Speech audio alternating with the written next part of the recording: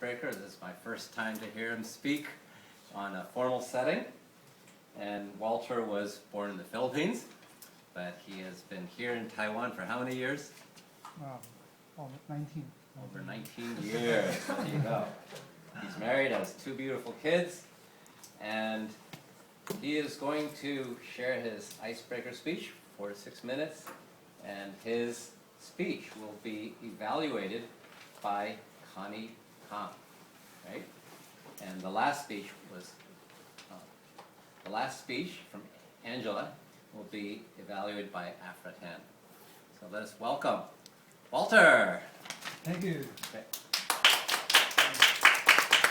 Good evening. Yes, thank you for your time. And my name is Walter. Actually, when I come to Taiwan and I speak to some Taiwanese here and introduce myself, my English name, I usually say Sui Jia El. No, it's not my name, English name. So some history about myself. My grandparents, which was 100 years ago, was from Fujian, and during the I think the Civil War, they moved to the Philippines. And after that, they had my dad and then my mom, and then later on, I had me.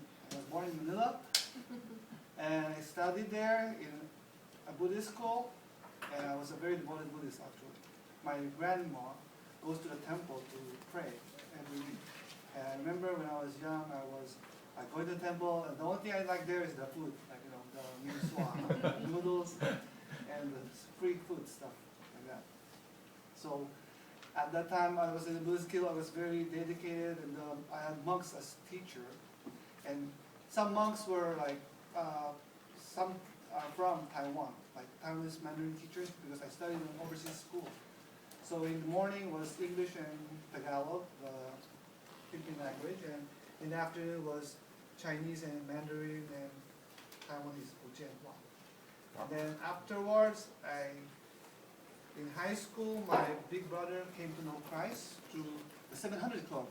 I don't know how he got to know God through that, but actually I think one time was that he was watching TV and TV, the 700. 700 Club. He came to know God through that. And afterward, he went to a church, and the church was in a university, actually, it was just a starting church, as I understand, as I remember.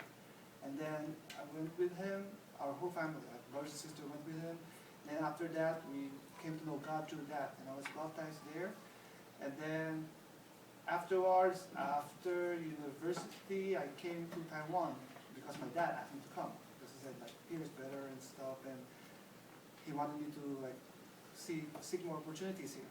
And then after coming here, I actually in the Philippines I go to the church every week. It was an evangelical church, and I was very, as you would say, very devoted, but actually more like just going there. I was like a Sunday Christian, so to say. And then read the Bible and go to retreats and go to some small missions. And after coming to Taiwan, I just came to work. I work in an amusement center, which means I have to work on Sundays. So when I came here, I left God, as you would say.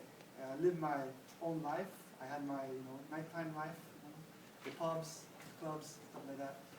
And I did that for about 6 years, working in that company. And then at that time, I had an opportunity to go abroad to Australia to study. And then I quit my job. After I quit my job, I went to Australia. Then I went to Australia. It was God brought me back, because through a senior classmate, you would say, or like something. And then he brought me back to church. Then I went back to church again, and then later on I came back to Taiwan. I was thinking, wow, I just wasted my 6 years. Didn't go I left God, like trying to live my life, and what? Did I find joy or peace? No, I was going for the world, but I didn't get it, so to say. Then afterwards, I came here, then I worked here. My first job here was, by God's grace, was at Taipei 101. The building at that time was at the 50th floor, and I was, as you would say, the site manager, not site manager, actually, I was the assistant project manager. So, assistant to the project manager, sorry.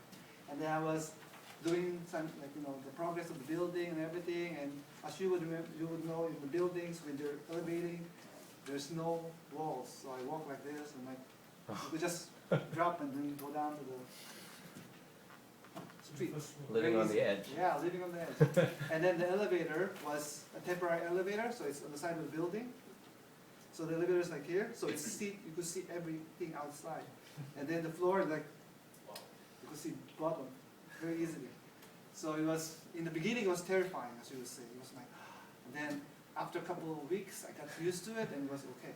And then at the 50th floor, 60th floor, 80th floor, up to like 100th floor, I was able to take a picture of me on the top. And then that was one good part of it. And then my company wanted to send me to Kaohsiung to do the Mongkongyan project, which is IDA, IDA, like that, the mall. And also afterwards, they say after 2 years, I'll be going to Dubai for a building project.